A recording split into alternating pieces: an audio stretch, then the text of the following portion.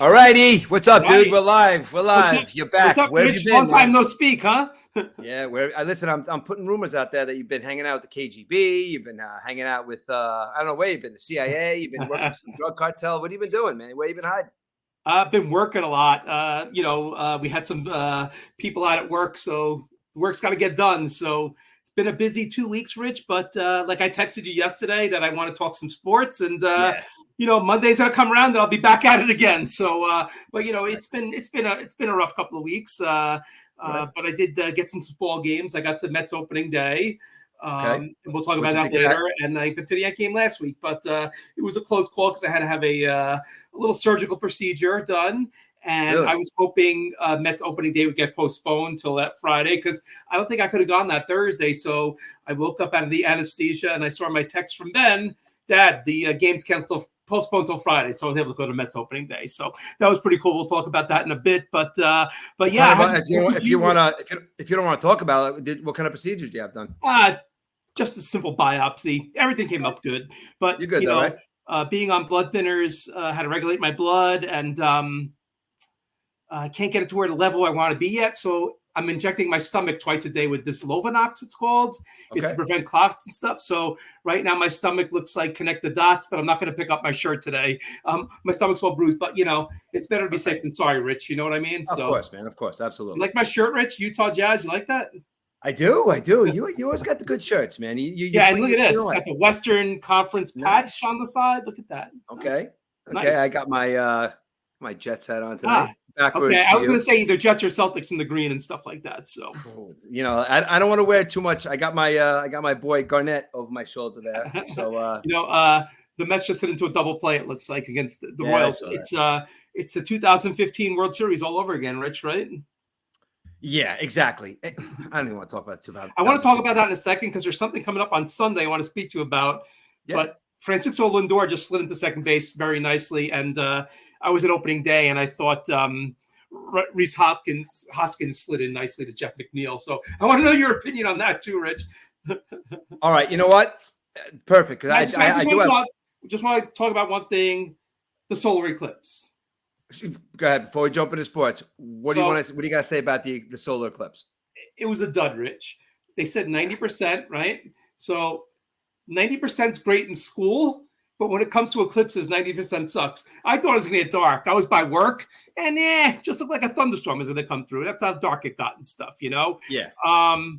We had some glasses, passed them around and stuff. I was a little adamant about the glasses because there was on the news that the glasses were being replicated in China. And on the glasses itself, it said made in the USA, but they were still coming from China.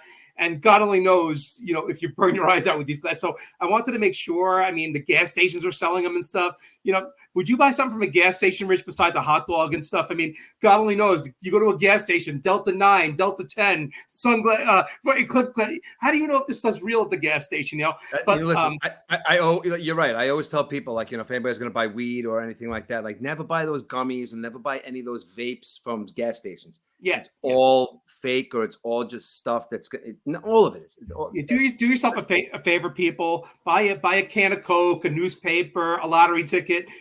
Or even one of these hot dogs on the rollers that have been on the rollers for 10 weeks. I mean, that's the safe stuff at the gas stations, But the eye doctor was selling them, so I took a picture. I walked past my eye. What did you go to the eye doctor to buy a pair of glasses, Rich? Yeah, exactly. Now, let me bring up a point that my niece Michaela brought up to me a couple weeks ago about the solar eclipse things that you're talking about and these glasses and everything. Now, just know you don't look at the sun, right? It's just like, we go through life. We know just not to look up at the sun. Well, you know what, Rich? If we're playing the outfield and there's a fly ball, we've looked at the sun before, but for a second, basically. I understand. Yeah. Understood. But we're not as human beings. We're not that dumb to turn around and say, I'm going to turn around and look at the sun. Okay, that's A. Yep. B, it's dangerous anyway to look at the sun with an eclipse or not. Okay, fine. C is if it was so dangerous and they made people go out and buy all these, like Amazon had these glasses and these companies were selling these glasses. If it was so adamant that everybody had these glasses, don't you think gas stations would just be giving them out? 7-Elevens would be giving them out. People would just be giving them out. You don't have to buy.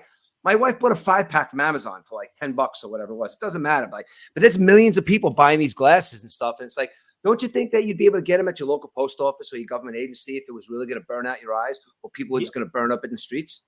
Yeah, they sent out all those COVID testing kits. Why not send out glasses, right? I mean, COVID testing kits too. I think they put a lot of positives in the COVID testing kits too, and it was a luck of the draw. If you got a little sniffle, you took the COVID test and it became positive.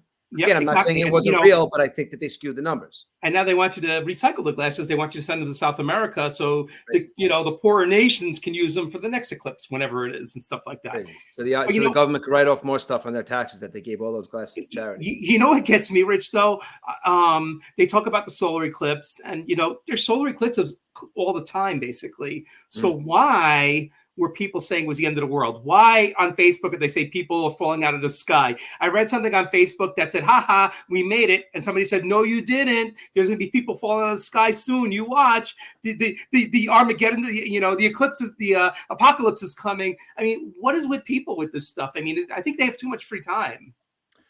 It's the social media aspect, I would think of it, because everything is so right there. Information is so readily available. And there's a lot of people sitting around, on a computer all day. It's like, starting trouble, I guess. And, there's also, ways that stuff gets interpreted. Like, if you say, you can interpret anything. Like there was a solar eclipse like 1,000 years ago and this happened. There's been 1,000 years between that incident and this incident. Like it could be interpreted so many ways. So I just think it's people like, the doom and gloom people just saying that, it's like this is going to happen. Like we had an earthquake the other day. The Bible that was an earthquake. They put one and one together. Yeah. Yeah, and then the moon was going to pass over the sun. It's just fodder for people, I think, to talk about. To be completely honest with you, and look, it worked because everybody's talking about it. Everybody went out and got those glasses. Now, I was working. I was in Connecticut. I was working. Out in Connecticut. I'm driving home, and it just got cloudy. But Shannon, she got the glasses. She was down there with the kids, and I was also listening to the fan that day, and the fan was talking about how there was like hundreds of thousands of people on the streets with the glasses looking up. I guess it's kind of cool, but you're right. Why now? Why was this one the one that was so cool? You know what I mean? But Rich, 70% of the earth is water, right? So you know how many solar eclipses happen where nobody sees it because it's over? So eclipses happen a lot. Like Halley's Comet. Can you imagine if Halley's Comet came again? What would these people say, these social media people? Right? Imagine, right? When was the last time Halley's Comet came through? It was way before the internet, I think, and we'll never see it in our lifetime again. But yeah, that's the way, I remember we were fairly young, right? Around the time when I remember it happening. I just don't remember. I couldn't tell you what year it was though. Yeah, there wasn't that much spectacle. I mean, no internet around. I think that's what it is, Rich. I think the internet brings out the best and the worst in people, I guess, right? Yeah, I don't know. It's really, you're right though. It is the flavor of the day. You know what I mean? But somebody at work, they went to ask if they were doing something for the solar eclipse, and Human Resources said they couldn't. They didn't have enough time or something like that. And I was thinking, eclipses, you had 1 billion years to plan for this eclipse, right, Rich? We all knew this was going to happen like hundreds of years ago. The scientists, it just amazes me how they figure out this stuff out and stuff. The scientists, it's crazy and stuff. Like, and the precise time it happens too. Well, again, yeah, exactly. And that's science. Yeah, that's what it is. And, take it for what it's worth. People don't believe in it, but you know what? If they tell me there's an eclipse at 3:25 on Monday, February 17th, I'm going to be out there at 3:25 Monday, February 17th, watching that thing. Listen, I know you might listen. I know you a very long time, and you're a numbers guy, and numbers don't lie, Eric. If you it's like that's why I could never in a million years understand these crazy math equations that they have up on the boards and stuff like that, where there's all these symbols and numbers. But those are equations that that's why the world works. It just works because of that kind of stuff. You know what I mean? A lot of coincidences when it comes to coincidences too, when it comes to the numbers as well. A lot of the time, we'll never understand it, dude. My brain just can't fathom that kind of stuff. I look at numbers all day, Rich. So I just want to, talking sports makes me not, but sports is all about numbers too, right? It's everything with numbers, right? Unfortunately, yeah. but yeah, so the eclipse is gone. I think the next one's in 2044, but it's going to go from Florida to the West Coast, so we won't be seeing that one. And then in 2079, Rich, we won't be here for that one. Definitely not.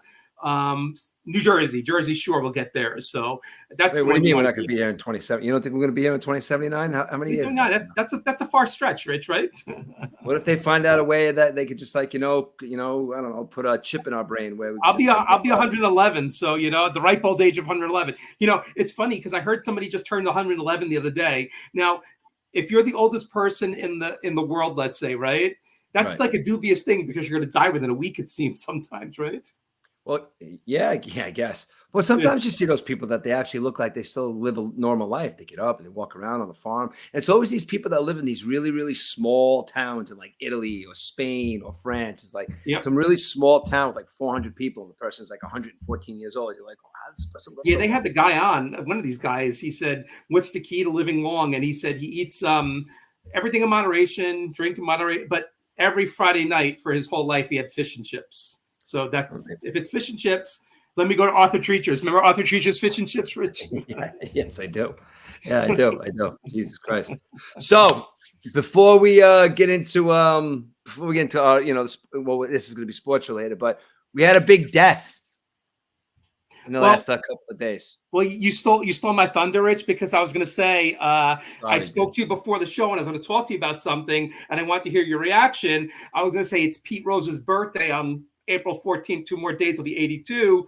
Pete Rose not in the Hall of Fame. O.J. Simpson in the Hall of Fame, and I wanted to talk to you about that because the NFL doesn't have a stipulation where they throw these dirtbags out. Lawrence Taylor made the Hall of Fame, and a couple of weeks later, he's caught dealing drugs, whatever. So I wanted to know with you now that O.J. Simpson's bust will be in the Hall of Fame forever now because he was a great football player. We have to agree he's one of the best running backs ever to play the game. But in terms of character, what do you think? All right. I'm sorry I stole your thunder there for a second because I wanted to. Well, I wanted to talk about the Pete Rose turning 82. And no, but you know what? It's very interesting you say that. You know why? Because it's very interesting you say that because I was going to kind of go into Pete Rose a little bit too when it came to that because I think what it boils down to, Eric, with that is I think it's two different games to begin with. Okay, it's it has nothing to do with football and baseball. It has to do with the person that did the banning. A personal vendetta against somebody, against a personal vendetta, or that somebody that used their power to ban somebody, because of their personal lives. You know what I mean? Which I think is kind of like what modern day is happening now to a lot of people, social media and stuff like that. Like you walk into a job interview and you murder in a job interview, but this guy goes home and he looks up on Facebook and, you said something derogatory like 15 years ago. The guy's been like, oh, wow, you're not going to get this job.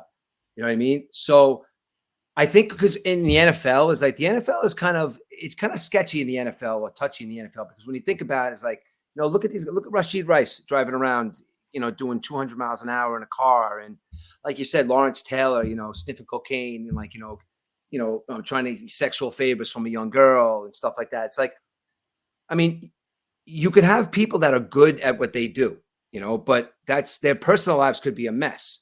So I think that I do think, I guess NFL, if they're going to stand by their guns, I guess they have to keep OJ's bust in the Hall of Fame. And I think that there's too much going on, Eric, right now that opens up the door for Pete Rose to be in the Hall of Fame. It's just so much contradicting stuff going on that, and I understand it's kind of like, you know what you could equate this kind of to, which is kind of weird. You could equate it to like the Second Amendment. All right. Second Amendment, the right to bear arms is like, I believe in it. But like the people that are vehemently against it, it's like, well, go back and read what it says. Like if you read what the, right to bear arms was back when it really came out, I'm talking about people with muskets and defending their, 4x4 piece of property. So I think as stuff evolves through the years, I think it's kind of like, I think that's kind of like, stuff hasn't evolved since then. You know what I mean? So they're kind of nitpicking at stuff like the gambling stuff, like, it's legal everywhere now. And Pete Rose supposedly gambled. You know what I mean? So it's kind of like, do you have to contradict the stuff and let him in? I mean, listen, I know murder is not legal, but he was innocent, innocent until proven guilty. He was innocent in the court of law. Let me talk about OJ compared to Pete Rose, though. OJ, yeah. And you'll agree with me on this. OJ was like America's darling for quite a while there. The commercials, the movies, the NFL shows that he was on. So everyone loved O.J. Simpson for at least after he retired in 79, I guess 80. And it's funny because Phil Simms almost went to the 49ers. So O.J., it was a whole thing where if you look at it in 1979, what happened, but O.J. Simpson, he was like Americana. The whole world loved O.J. He was the marketing, he was like, I'm trying to think of a name, like not like Michael. He's the modern. Jordan. Listen, he's the modern day Snoop Dogg. I'm not even kidding around. He's the There you go. modern day Snoop Dogg. Snoop Dogg's the modern day OJ for personality wise. Right. Appeals to everybody. Exactly, and that's what it was. Yeah, he appealed to everybody. Pete Rose, on the other hand, Pete Rose a narcissistic douche. That's what he was, because it was all about Pete Rose. But OJ just loved the spotlight, though. You got to admit that, right? Now, let me ask you a question. You just said something about Pete Rose being what you were saying, like he's narcissistic, right? Narcissistic. Now,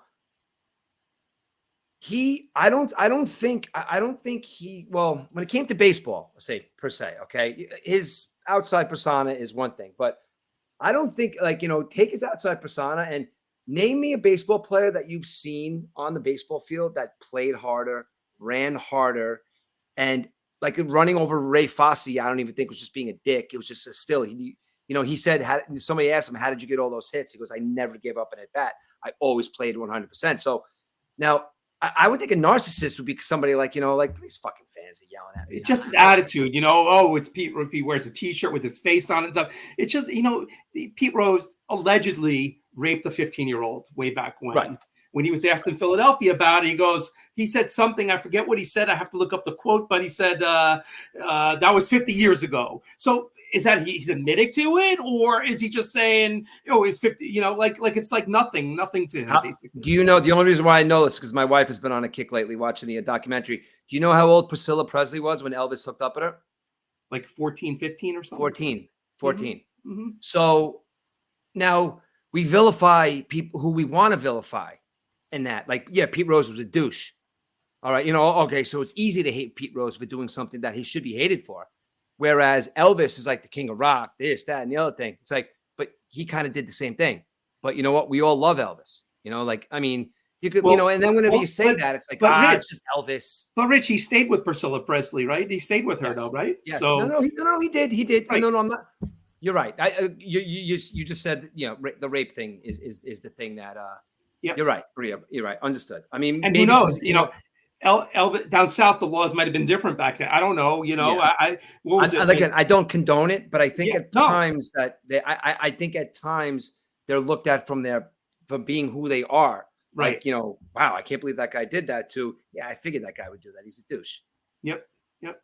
But then you look at a guy like Tony Gwynn, lovable guy. And, even what's his name? Kirby Puckett. Kirby Puckett was a lovable guy. And look what happened to him at the end too, Rich. Yeah. He became like, oh my God, you don't realize about that. But, I was just watching a piece of paper at Citi Field blowing around. I'm going to talk about my anti-Mets curse in a couple of minutes too. Oh, boy. Remind me about remind me about that. So I'm sorry. Keep going. No, I just think this whole thing got brought up with OJ and stuff. So I mean, we'll never know the truth about OJ. We'll never know if he did it or not. But in terms of being an athlete, football player, one of the best in the game ever. Pete Rose, one of the best in the game ever. The problem with Pete Rose is there was a law that was written in the 1900s. Yes. The law was never changed, Rich. And you know what? He broke the law, basically. Look at Ohtani right now. Look, if Ohtani, right? What happened there, right? That's crazy. That was a crazy story that broke back in March, right? That we didn't speak about, right? Yes, we have. Oh my God, we have so much to talk about, dude. Yeah, I mean, absolutely. I mean, Pete Rose should have been the first one, on he did. Pete Rose did. He said, I wish I had an interpreter. I don't know if you saw that quote. Pete Rose, if you look up a video, you'll see Pete Rose say that, basically, that he wished he had an interpreter. Now, how do you feel about him saying that? It's stupid. Why would he say something dumb like that? Right? But in retrospect, yeah, it's just dumb because you think he's an asshole. But what I mean? Ohtani, and the thing about Ohtani is Ohtani's got so much money that people say, like, how do you realize 19 million is coming out of your account? But it's kind of like me and you. If we lose $20, we're upset, right? Yeah. He doesn't have all that money, not knowing how much money he has. Right. So if listen, Warren Buffett's got billions. He's gonna miss $16 million. Right. It's like a penny. It's like $5 now. Losing $5 in the parking lot. We're all over the place because I had another point I was going to make about what we were talking about OJ before. But yeah, whatever. But the thing with Ohtani is really burning my ass, to be completely honest with you. I think not that it's burning my ass, but I think that there's something that I don't know if anybody's spoken about this. The thing with Ohtani, like, but Rich, I'm scared. Pardon me for a second. If Yeah, you of course. compare Ohtani to Pete Rose. Ohtani's like the face of baseball right now. Pete Rose was never the lovable guy that everyone liked. I don't think, in my opinion. Hence, why is Shohei Ohtani not in trouble? He's the face of baseball, Rich. They figure if they get him in trouble, the sport's going to be tarnished, basically. Hence, that's what I'm saying. They just gave this guy $700 million. You think they're going to prosecute him? Right. Now, I don't know if maybe just my brain works differently than your brain when it comes to stuff like that. And I'm saying it in just a way when I explain this to you, like you might be like, wow. Now, I don't know, haven't heard anybody explain it this way, but this is what I think how this played out. The only reason why I think it played out this way is because Ohtani and this guy know each other a long time. This is his boy, right? This is what the story is, right? Like friends, like even before he was interpreting for him playing baseball, like these guys are friends. Okay. Now his friend, when you're a good kid, you're a nice kid, everybody loves you. They don't know who your friends are. You know what I mean? You could have a friend here. It's like, oh, my friend's fucking crazy. Like, all right. So Ohtani's got this buddy. Okay. Now this buddy of his, he's nuts. He's crazy, but Ohtani's his friend and he's always been good at everything. He takes care of him. All right. So he keeps doing it. He's taking care of him. Okay. It's like, all right, he gets him. You are going to be my interpreter.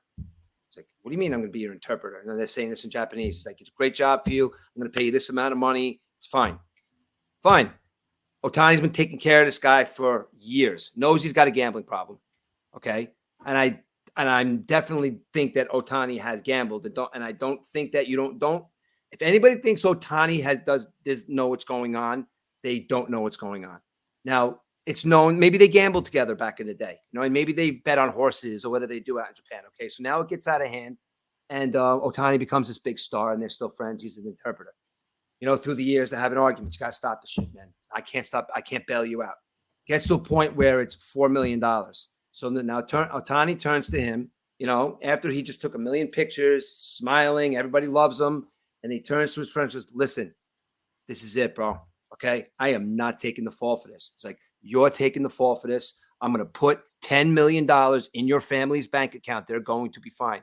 You're going down for this, motherfucker. I am not going down for this. I'll pay your bill, and I'm going to tell everybody in the world that you stole this money from me and you were stealing for years. I'm tired of dragging your ass around in life.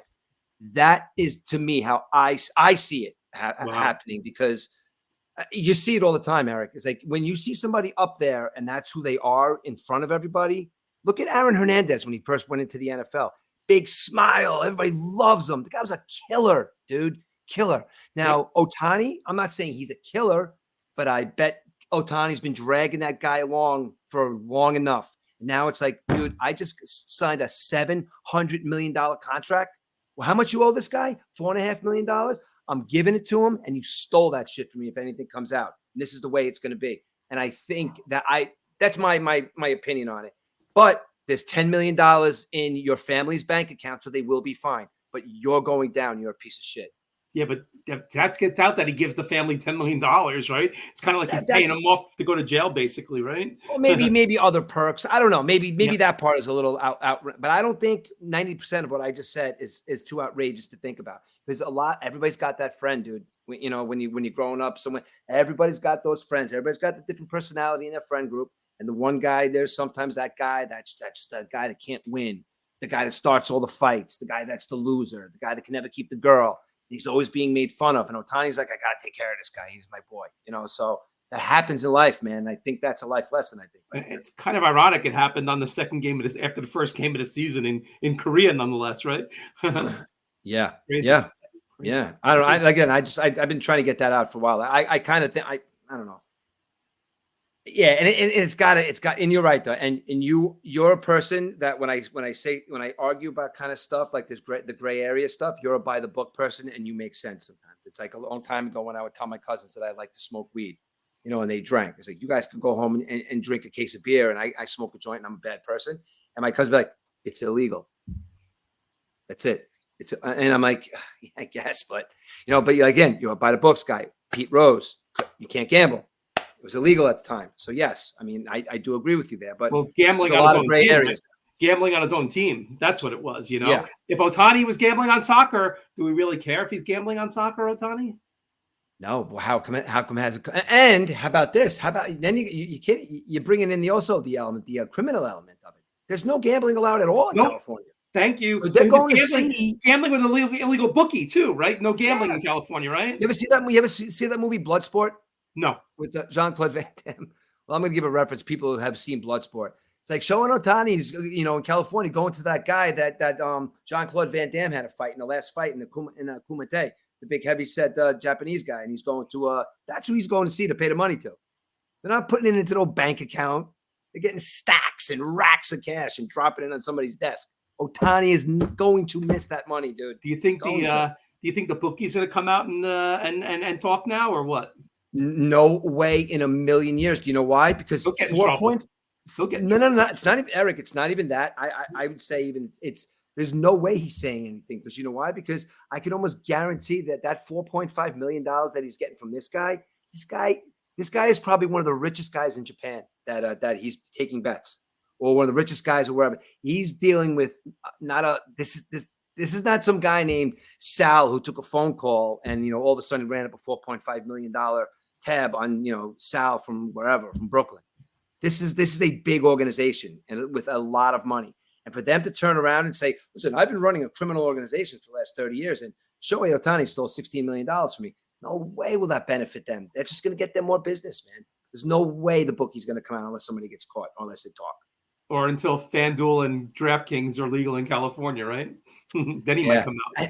And that's another thing. Like you're never, ever going to get rid of the criminal element when it comes to betting, sports betting. Listen, I understand the ease of FanDuel and I understand it's legal, but they don't give you credit, man. There's a reason behind the bookies who taking these guys, like, give me a $10,000 credit. Either you're going to pay it back or you're going to get beat up. That's the end game. But FanDuel and DraftKings, you fill out tax forms and, and this, that, and the other thing. It's all legit. And if you're some guy that's been dealing with somebody on the corner for 20 years, you're not going to really want a computer. I'm not going on a computer to make bets. I'm just calling Joey. Yeah, I'd rather have tax forms than be asked what size shoe I wear, if you know what I mean. Understood, right? Dude. Absolutely. But it's all like, where you came from too, Eric. When you think of course. I'm not saying that's how I was never a gambler. I live close enough to the Hudson River, Rich. You know what I mean, right? Pair of those shoes, right? Yeah. Yeah, I do. I hear you. Wow. Crazy. Huh. Yeah. So, like I said, O.J. Simpson, rest in peace. But, kind of the truth we'll never know now, basically. I guess Al Cowling's still alive, though, right? Al Cowling, his best friend, I think, is still alive. Can I tell you what do you call it? And I'm going to put him on blast. I'm not going to put him on blast for this, too. I heard a conspiracy theory today that I've never heard about O.J. Simpson. I told him I was going to say it. I was talking to a very, very good friend of ours. He was just here a little while ago, sitting on the deck with me, and we're talking about OJ. He tells me this conspiracy theory. I'm going to give it to you real quick. He said that OJ Simpson is home. He's sitting in his living room. He hears a knock on his door. What do you call it? His son, Jason Simpson, walks in the back, says to his father, has an argument with his dad, says, look, I killed the bitch. I killed her and I killed the boyfriend. I hated her. She broke up you and mom. I hate her, but I hate her. Okay. And I killed her. And OJ's like, what are you talking about? You killed your mom. You killed my wife. It's like, I hate that. Big fight breaks out. Okay. So he says, okay, I'm going to do whatever I can. I'm going to go to trial because I know I didn't do this. So I'm going to pass lie detector tests. I'm going to pass everything because I'm OJ. Everybody loves me. And I'm going to be acquitted. Well, son, you just go run away and take all the evidence and see what happens because none of my evidence is here. So, and he's saying that his son was younger than him. So that is why the gloves did not fit because the son's hands were smaller. So this whole time, OJ's going through all this crazy shit, losing all his money, getting sued, gets acquitted, big smile. It's his son that actually killed both of those people. Interesting. Kind of like a Joe Biden, Hunter Biden situation where your son's a piece of shit. Kind of makes you wonder. Really but, I thought you were going to say the son killed OJ. He said, Dad, it's time to go. But those videos that OJ did around the Super Bowl, right? I mean, they seem legit, right? He's in the car saying, I'm fine. I'm not in hospice and stuff like that. Even when his family was watching him die, whoever was at the house, they had to sign like an affidavit not to say anything. No cameras allowed, no phones allowed. So, it's kind of weird the way this whole thing played out and stuff. You know why, Eric? Because just like you're gonna take a male personality. Name me or show me a picture. Maybe you'll find one or two where you could see that O.J. Simpson was not smiling. Right. Never. He always knew the camera was on him. He wanted it. So, and I think that whole pomp and circumstance, the whole thing, like, that's what he was, man. That's what fed him. You know, it's like, look, you get away with that. If that's you and you really, it comes to that and you do that, don't you get on a banana boat and you go as far west or east as possible to the remotest island in a beautiful tropical place and never, ever talk to anybody ever again? That's like what a normal person would do. But a person that is narcissistic and who has an ego, you know, he's going to stick around. Be like, in Las Vegas, do nothing. Right? In Las Vegas, nonetheless, right? Yeah. Do you remember that time when all that trial was going on, dude? Was it as a polarizing, you know, for you as it was for, like, you know, where I was? You know, everybody was sitting there watching the trial and everybody had an opinion and everybody, you know, that was a crazy time, dude. Do you remember where you were when you saw the white Bronco? Yeah, I just got back. I was in Kansas City. I went to some Royals games. I think they were playing the Yankees Royals, I think. And I came back and the Knicks were playing the Rockets that night. Yeah. It was just wild. I was at home watching it and stuff, you know. I was at a party. 1994. Yeah, I was home. And you know, it's funny because like a month and a half later, baseball went on strike. So that was wait, time out. I gotta stop 1 second. We gotta get going with the sports for a second. What is going on with this Mets team right now, dude? They're banging the ball, dude. It's 5-1 again. Who was it? Was that Beatty again? So So I'm sorry, dude, I'm just like I've been dying to say that for the last 5 minutes. Yeah, it's Beatty. Beatty again, dude. Off of Waka. Wow. Yeah. So getting back to the Mets, what's the Mets record? The Mets are 5-7. 5-7 right now, man. And they were 0-4. They were 0-4. Right. So 1965 was the last season the Mets were not a game over 500 the whole season. So people were talking about on the radio whether they would do that again. You know, 58 years later, 59 years. So if they get to 500, they'll be fine. They won't have to worry about that for another year. But opening day at Citi Field. We could talk about the baseball now. We put OJ rest in peace. Baseball, man. Yeah, opening day. It was pretty cool. It was Ben's first opening day ever. I've been to a lot of Yankee opening days. Actually went to the Mets opening day in '86. Believe it or not, their World Series year. I went to Mets opening day year. I think it was the last time I went, but it was pretty cool. Nothing like the pomp and circumstance of opening day. And I told Ben, I researched some of these food items, Rich, and I told Ben, I said, the minute we go in the stadium, we have to go get this rainbow cookie egg roll first. And so we go out to center field. It's sold in, you know, they have all those restaurants in center field. So we were online. It was like $9.25. And let me tell you, $9.25 of heaven. It was really good. Good. Oh, it was delicious. So a guy comes up to us. He goes, first of all, let's go Mets. Gives us fist pumps. I think I was wearing a Yankee hat, but he goes, and secondly, where'd you get that thing? I said, right there. So, nice. You know, and later on, people were saying they were online for like an hour, you know, just to get it and stuff like that. So if you want it, when the gates open up, head right there. There was no batting practice going on really. So, you know, they have the field all painted and stuff. Me and Aiden went the next day. Yeah, you guys went the next day. Yeah, it was windy when we went. Oh my God, winds were like 25 miles an hour, stuff blowing all over the place. There was a guy behind me. He was like an old time Mets fan, and he was like looking in the past. He's like, "Oh, Shea Stadium looks great today," and stuff. You know, he was calling Shea Stadium and stuff. And he's like, "When's Gooden gonna come in and pitch?" And you know, Gooden. Speaking about Gooden, they're retiring his number on Sunday, right? Yes. Yeah, I wanted to speak to you about that. So it's early April. The weather can be pretty shitty. So you're going to bring so many fans in. I don't know what Sunday's weather is going to be like. I didn't look, but you're having an early season game against Kansas City. Who won't draw really that many fans? But you make Gooden's day that day, and now you're going to fill up the joint and stuff like absolutely. that. Uncle Stevie's a genius. Uncle Stevie's a genius, right? He is a genius. Absolutely, he's absolutely a genius. But you know, like what you were saying though, I got to tell you about the first day. We went to game 2. Yep. I've been to a lot of baseball games, like, you know, even before, like, you know, going with Aiden and stuff. But the weather for that game was the best weather I think I've ever been at a baseball game. Wow.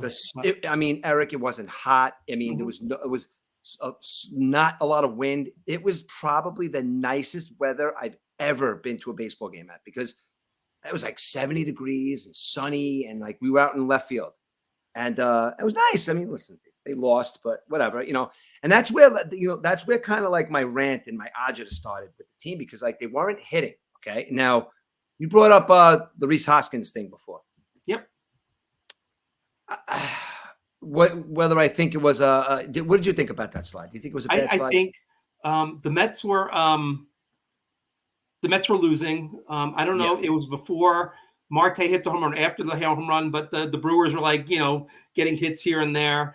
I think it was an overreaction, in my opinion. Yeah. It didn't look like, and we've seen guys going with their cleats up in the past. It definitely wasn't. It definitely wasn't anything out of the ordinary that I've seen in the past. I think it was just an overreaction from McNeil, in my opinion. No, I do too. Now, this is why I think it was. Why I think. Now, I wanted. Chase Utley? Was it Chase Utley? No, I think Chase Utley. No. Now, I don't think it was that bad, or I don't. Whatever. It is what it is. But I think now I've been ranting and raving for the last couple of days to everybody about. Listen, I went on a rant about Nimmo a couple of nights ago about he wasn't doing nothing. He doesn't look like a good leadoff hitter. He doesn't look like a baseball player. Bang. As soon as I said that, he took off. 6 RBIs the next day, 2 home runs. Bang. He takes off. Never said anything shit about Alonso, because I love Alonso. Alonso's just being Pete Alonso. Lindor needs to pick it up. Jeff McNeil, there's not a spot on this team for Jeff McNeil. I mean, I don't care if the guy's going to start hitting a little bit, but he never gets big hits. And now I think he's a big baby.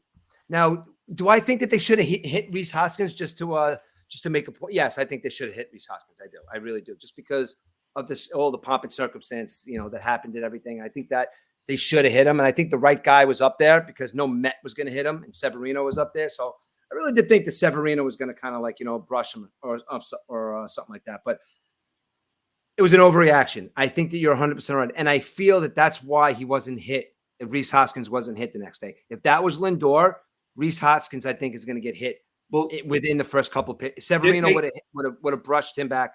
If that was Lindor, because I think Jeff McNeil's a baby, and it started 2 years ago with Lindor when they blew that up, and it was just bullshit, the squirrel and the rat fighting. No, I think that there was a big problem between the two of those guys, and I think as a Met fan, and I don't know who agrees, Jeff McNeil, he doesn't do anything for this team right now. I mean, he could hit 3-something if he wants to, but I'm not a big fan of Jeff McNeil. I mean, I think that was the reason why maybe they didn't hit Rhys Hoskins. So maybe like the rest of the locker room was kind of like, yo, what's this guy? This guy's being a fucking baby, man. What the hell's going on? Didn't the guy throw behind him or something like that with the guy on the Mets? Yeah. And then he got traded. He's gone. Yeah. He got traded. Yeah. Yeah, exactly. And it's another thing too, Eric. I think that was a huge spot for Mendoza to look like a manager, and he didn't do anything. Right. Like, even if he didn't agree or anything, that was his spot to go out there and look at the Met fans and just yell and scream and make an ass out of himself and about that. And the Met fans would have ate that shit up, because we were looking for that the whole game. So I think that if that would have happened, he would have made a lot of friends in Citi Field if he would have just started yelling and screaming at the umpire and really got thrown out of the game.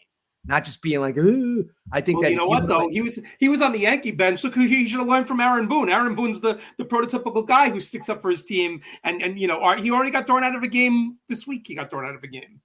Yeah. I mean, right? Yeah, exactly. We're going to talk about. Listen, we're going to talk about your team in a minute. We're into the Mets. I got nothing but positive shit to say about your team. There are some positives about the Mets though, because there are. I'm not saying any. I know. After the Brewers series, Rich, they really could have just laid down and died. I think Tigers, that sparked it. I think that kind of that little like all right, we gotta get better as a team. I think that kind of like the Rhys Hoskins incident kind of sparked that a little bit. What about the Alonso home run against the Tigers though? That could have sparked it too. Another one. Listen, Alonso.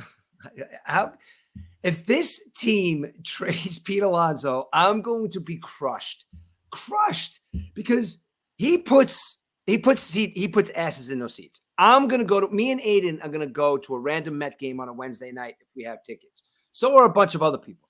Okay. But your blase blah Met fan is not going to that stadium if Pete Alonso was not in a Met uniform right now. unless they start playing, which they're starting to play better. But in the beginning, like you want to see Pete. Pete is the attitude of that team. Like he just needs to maybe. I mean, he's getting a little. I say he's too young, but he's nice, right? That spot where I love his arrogance, dude. And I don't think his arrogance is douchey arrogance. I think his arrogance is like I'm a big goofball, and this is just what I do. I'm going to bat 260, and I'm going to hit 50 home runs. And they cannot, under any circumstances, trade Pete Alonso. I would be crushed if they did. I don't care how they're doing. But what if they trade Alonso? They tell him, hey, Pete, listen, we're going to trade you, but in the offseason, we're going to bring you back. No, because Pete Alonso will take that as a slight. Like, you don't know, guy. Do you know guys like Pete Alonso? Like, I've known guys like Pete Alonso. Pete Alonso is so happy being the center of attention. If you tell Pete Alonso to go away and come back, he's like, well, fuck that. I'm here now, man. I'm the center of attention here. I'm not going back anywhere. You cannot let Pete Alonso go. And I'm not saying that he has loyalty. He's going to be loyal if they offer him money, but I just think that you cannot trade him, man. And I think that that's how he would look at it. It's like, I'm not going back to the Mets. I'm the man here right now. You know what I mean? I think that will kill his vibe, I think, as people say. Yeah. What's going on? Ernie's watching right now. Ernie Alfred's watching. Hey, Ernie, how you doing? What's up, pal? So Yankees did that with Aroldis Chapman, though, Rich. They traded Aroldis Chapman to the Cubs. I was going to say Bears for a second, and they got Gleyber Torres back. So, and then they signed him in the offseason. Now he's with the Pirates. Different personality. He's actually pitching well, too. Yeah, the Pirates are playing well, too. Yeah, very quietly and stuff, See how long that lasts. Even though their closer got booed off the field the other day. David Bednar got booed off the field. I guess he blew a couple of saves and stuff like that. But getting back to Pete Rose, Rich, I'll be in Cincinnati, my baseball trip this year. Cincinnati, both Chicago stadiums and Detroit we're going to do. We're going to leave in a couple of weeks. So nice. We have a small window to do it this year because once Ben gets out of school, I don't know what his summers will look like, if he gets a job, whatever. So I figured let's just do it before Memorial Day. So we're going to skedaddle to Cincinnati. So I will be taking pictures of Pete Rose statues, I guess. That's very cool, dude. Hey, I want a picture with you with your arm around Pete Rose. Then I'll have to take a shower. But getting back, Citi Field looked great, though, Rich. Yeah, it did. Citi Field looks I don't know. I kind of like it better than the Yankee Stadium in a way. You could say it. I know a lot of Yankee fans have a hard time saying that, but you can say it. It's Rich, the Yankee fan will say that, though. The true Yankee fan will say that if you compare Citi Field to the old Yankee Stadium wins. But you compare Citi Field to this Yankee Stadium's, it's very vanilla, Rich. There's really nothing to it, really. The aura left, basically, when they moved across the street. Yeah, which I think the aura left a lot of these stadiums. You know what I mean? Like as soon as they tear it down and build a new one, like all the ghosts are gone. But even Shea Stadium too. Shea Stadium had the ghosts as well.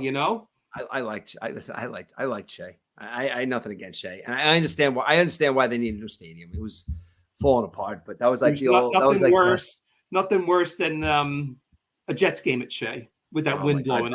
I've been to. That's why I'm a Jets fan. I've been to Jet games at Shea Stadium. I remember watching Richard Todd in that stadium. And the toilets overflowing all the time. Basically, what a mess. Yeah. Do you think about it now though? Like when you go to a stadium today, it's a complete opposite experience as it was back then. Like you said, overflowing toilets. Now it's like they have high priced steaks. Sometimes people sit in restaurants to watch the game. They have waiter service at their seats. It's like a completely different experience than it was, like, say, 30 years ago. Or even I had the pizza, too. The Prince Street pizza from the city in the Village Prince. Oh, my God. The best pizza, So really? I was like on an eating spree. Somebody said on Facebook, did you even see a pitch? But, getting there so early, I ate before the game. So it wasn't like I missed anything, really. And, and of course, Mr. Softy. You can't miss a game without Mr. Softy. And the Yankees have Mr. Softy this year. So I'm happy about that. No, the Yankees get everything. When I was in San Diego, I went to get some ice cream at and I saw I said, how the hell did Mr. Softy get to San Diego? All I remember is on the street, the music and stuff, So, in the city. Well, now Mr. Softy, I think they're all over. They might even sell stock now for all we know, right? Yeah. He drove. Mr. Softy drove. That's how he got there, dude. He played the song the whole way. Well, he might have to take Viagra if he stays Mr. Softy, if you know what I mean. What was that? I was saying back to the Mets for a second. Before we get into that, I want to get to the Yankees in a second, but I want to say a couple of positive things about the Mets too, which I was kind of shocked about. It's like their pitching they've been pitching well, and I'm very surprised. Manaea had 2 outings. pitched great in both outings. Yeah, he almost pitched a no-hitter, right? He goes, yeah. Yeah. I mean, and Severino held us in the game. Like Severino's pitched well. The guy Hauser, he didn't pitch too well. He didn't pitch too well the other night. He took the loss. But for this kind of like ragtag group of like, we don't know what's going to happen with the pitching. We have to get some kind of consistency from it. But Senga's going to come back. They just put him on the 60-day DL, but that doesn't mean anything. He's still going to be back, I think, next week or 2 weeks, I think, from now. So if Senga could be anything what he was last year, is like, and if they could just hit and come like what they're doing now, they need to keep hitting. Lindor's got to start hitting. Like, listen, I'll kill McNeil, till the cows come home, but I'll never say anything bad about Lindor. I love Lindor. But once he's got to get himself on a roll. But I think Bader's been hitting for the Mets. Right? Lindor, in the beginning there, he only got like one hit in his first like 25 at bats or something like that. He's really picked it up. Before tonight, he's only batting like 0.98 or something. McNeil just got another hit. Mets, that's the thing. They're hitting right now, and that's what they have. They have to continue to hit the baseball. Like I said, Bader is hitting. And another guy that I went off on the other night, and I literally went so far as to say that he doesn't even look like a Major League Baseball player. And the minute I said that, he hit a home run. Brett Beatty, I owe him a big apology because I've just been watching him, like even like towards the end of last year, like there were times like he looked uncomfortable at third base. He even looked uncomfortable at bat, and even carried that on to this season, like the first 1 or 2 or 3 games. Like he just didn't look like he was comfortable out there. Holy shit, did he change my mind on that day when he hit that home run? He has been on an absolute tear. He's turning double plays. He's playing the field well. He's got his arm strength is up. He's just like, he's playing like a different kid. I mean, and Alvarez is playing well. It's like, with Beatty, it's like he all of a sudden just a light switch. And I just hope it continues. Like, and he got a double just now. I mean, I hope it continues because, we have some exciting young players that want to play, man. Like we have Acuna Jr., his younger brother down there that's ready to play. We have 2 pitchers down there that are ready to play. Like if this team looks completely different next year for some reason, with the exception of like Lindor, Alonso, but if there's a lot of young players up there next year, we need to get rid of the McGills and the Drew Smiths and the guys like that. And, even if we got to bring some young talent up, man, bring it up, man. And I know that, I don't know about you, but I know, me and you were kind of like old school baseball guys, but I don't know how you feel about it, but I am enjoying these young guys running around like their heads are on fire, full of piss and vinegar and having fun playing baseball again. I'm not looking at all this shit as being cocky. Like I'm tired of all these guys arguing with all these old timers saying like, you just need to walk in there and just swing the baseball bat. No, have fun. Baseball's supposed to be fun, dude.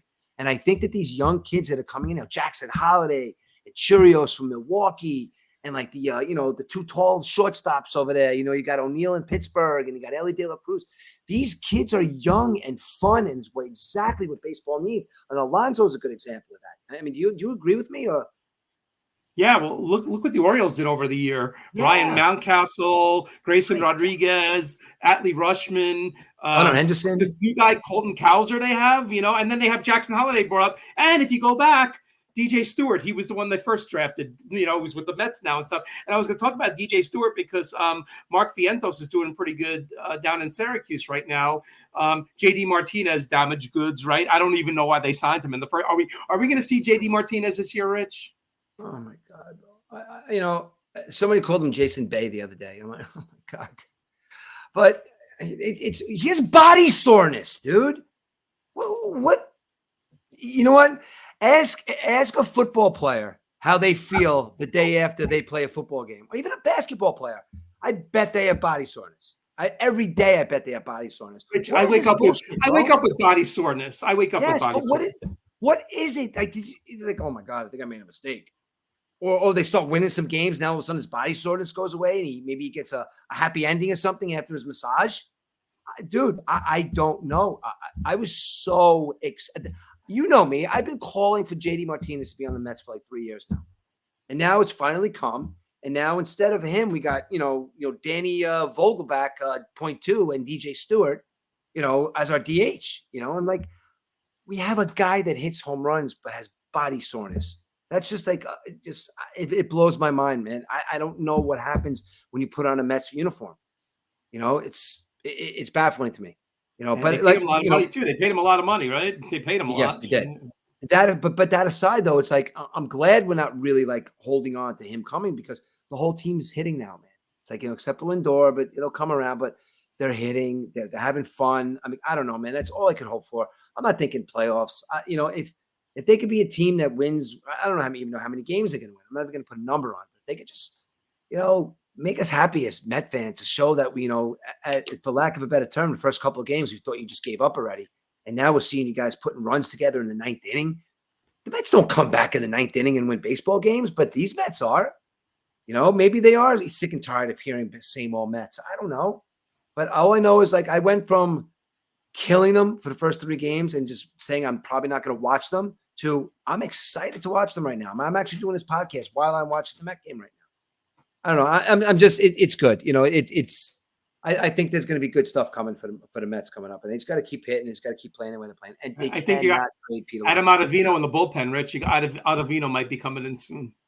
But you know how I feel. But I can't. There goes your love-hate relationship with the Mets. He's going to come. Listen, we're going to be on the air when he comes in here. He's going to come in 3 pitches in. He's going to throw a home run. What is it? 5-1. It's going to be. He'll give up a grand slam. Oh God, he'll give up a grand slam.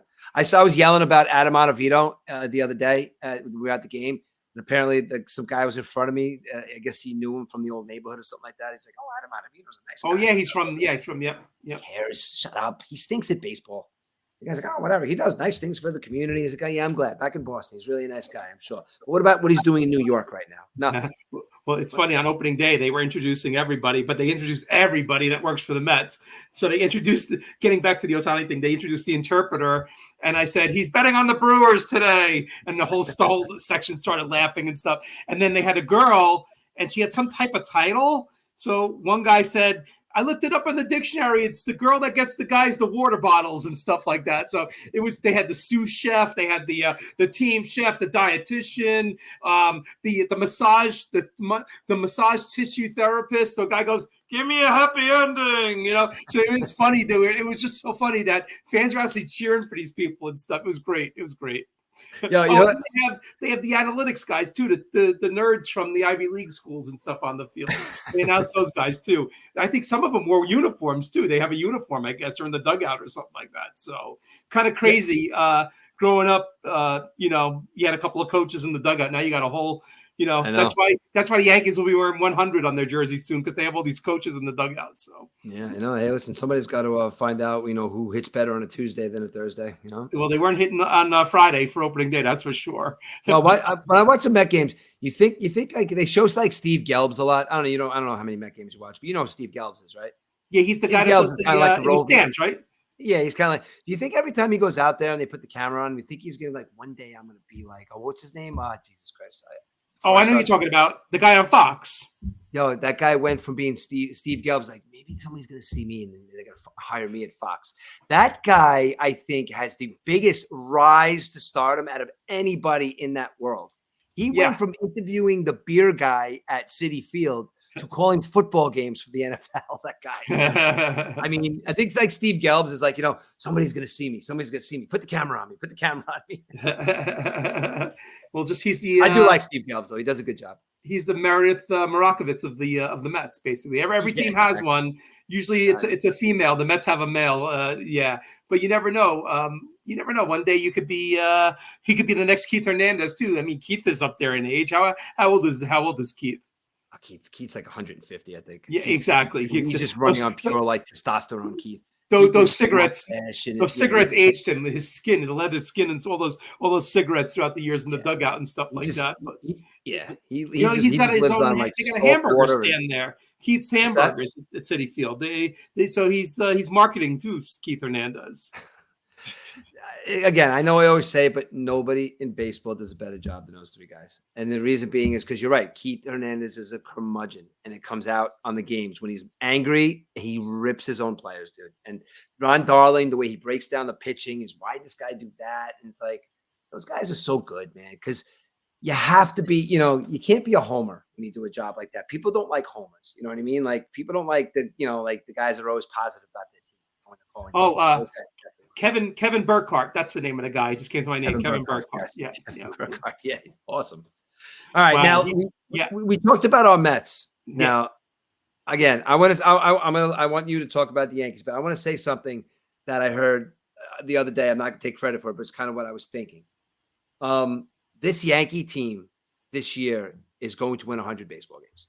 Now, the reason why I say that is Cole's going to come back. They're going to figure their pitching out. Okay. The Yankee team this year is Aaron Judge proof. When I say Aaron Judge proof, I mean, look what happened to them last year when Aaron Judge got hurt. They have a lineup right now that's, Aaron Judge isn't playing. Whatever. You know what, buddy? Sit down for 60 games. We got Juan Soto. We got Verdugo. And we got all these other guys. Take a break, Juan. Take a break, Aaron Judge. We'll handle. We'll pick up the work. Soto's going to bat like 350. Don't worry about it. Now, that to me, when he said that, I'm like, that's exactly what happened to the Yankees this year. It's like they have players that they have Verdugo calling each other dogs. I'm like, this is a team this is like a gritty team. That's like, they're like, fuck you. They're a FU team. Now, the whole thing with them being Judge proof, I think is a perfect analogy with this Yankee team. They don't need him. They do. Well, I'm not saying they don't need him. He's one of the best players when he's healthy. But if he goes down and breaks his knee and he's out for the season, this team doesn't need him to win a World Series. How do you feel about that? Yeah. I turned the Yankees on opening day, of course. I especially worked at home that day so I could watch the game. And going into the season, Rich, I said they can win 71 games. They can win 90 games. I didn't think they would win over 90 games. But, they go out to Houston, and the first 3 out of 4 innings, they hit into double plays. And what do we say? Oh, it's going to be the same old Yankees again. But, there was a spark that day. They came back. They won the game. It was Oswaldo Cabrera. So, Oswaldo Cabrera was like hitting 200 last year, and he's the hero all of a sudden. Anthony Volpe's hitting. He's the hero all of a sudden. Yeah. And then you got, Stanton had a couple of bad games and stuff. And, it's like, let's cut him. All of a sudden, Stanton, he's hitting home runs now. I mean, it's just a juggernaut. And you know what? On the flip side is, what's the matter with Aaron Judge right now? I mean, Aaron Judge is doing nothing. He got off to a slow start. He's got 2 home runs, 6 RBIs. He's slugging under 400, and everyone thinks he's injured right now, basically. But, he just might be running through some bad luck. He is hitting the ball pretty hard. The other night, they had the bases loaded against the Marlins, and ninth inning. I was going to say that, dude. Now, he's up at bat there. He has to win the baseball game in that. Right, exactly. He has to. Exactly. He's Aaron Judge. He came up small in that spot. Mm-hmm. Yep. I don't know. Yeah, it's just they don't need him. Not that they don't need him. It's just like kind of like, well, maybe they're just tired. It's like, oh, what happened? Was your fingernails different than last year? Because last year, Aaron Judge gets hurt, and who do they bring in? McKinney, all these guys that you never even heard of, basically. Gary Allen. I mean, who were these guys last year and stuff? So now the Yankees went out and got Alex Verdugo, who is a personality. I'll get to the personalities in a second. I got Alex Verdugo. They got Trent Grisham from the Padres. He's a known hitter, hasn't played that much this year. And, of course, Juan Soto, which is like self-explanatory. Soto, this is the perfect start for Soto in his Yankee career because it took Teixeira a couple of weeks to get his pinstripes. It took Jason Giambi, big contract. They say earning your pinstripes. Juan Soto earned his pinstripes on opening day, Rich, and he hasn't lost his pinstripes since. He went out to Yankee Stadium. He runs out to the bleachers, and you know what? Do you see the round of applause he got out there from the bleacher creatures and everybody? I mean, when he signed that baseball and threw that ball back to that kid, that was amazing, dude. Everybody's like, "Oh, it's the middle of a baseball game. He's not paying attention." Right? Shut up. That was awesome. It had nothing to do with that. The pitcher didn't even throw his first pitch yet. Who cares? That was so awesome, though. Right. So he goes out there. They're doing the roll call and stuff. Even I never heard a Yankee get roll call when they were played. He was at bat the other day, and I thought that was Alonso who made the errors on the Royals. So he went out there and they were saying Juan Soto when he's at plate. They're going Juan Soto. I mean, the guy's going to make $500 million a year, Rich. This is his, Yeah. The guy's 25 years old. The sky's the limit for this guy. He's going to get a 15-year contract for $500 million or $50 million a year for 15 years. He's going to get, no doubt about it. Now, what do you think about this contrast about I think Judge is having a rough time in his head too. I think maybe if he's not hurt, I think maybe he's having a rough time in his head because I think that personality wise, I think Juan Soto could absolutely handle his team acquiring Aaron Judge. Well, I think Aaron Judge is having a hard time with his team acquiring somebody that could take over his job as being his team. yeah, I think Juan Soto's. I mean, but go ahead, we know Aaron Judge is not the most flashy guy in the world. He goes out, does his business. Juan Soto, flashy guy. Alex Verdugo, flashy guy, and Marcus Stroman, flashy guy. The Yankees haven't had these personalities in the clubhouse for years. I think the last one was Nick Swisher, maybe. Bunch of dorks. What was that? I'm saying they were a bunch of dorks. Like, they're a bunch of kind of like, Right. And they're having fun too. Dude. You see Verdugo hits the home run and he's like, woo, woo, woo, woo, woo, Yeah, so Stroman goes out, he's pitching and he's like getting the fan. He's going like that to the fans. Like, who does that in the baseball? You don't see that. And, we spoke when Stroman got signed. He goes, you're going to be in for it and stuff like that. But, that time might come, but it might not come. You never know.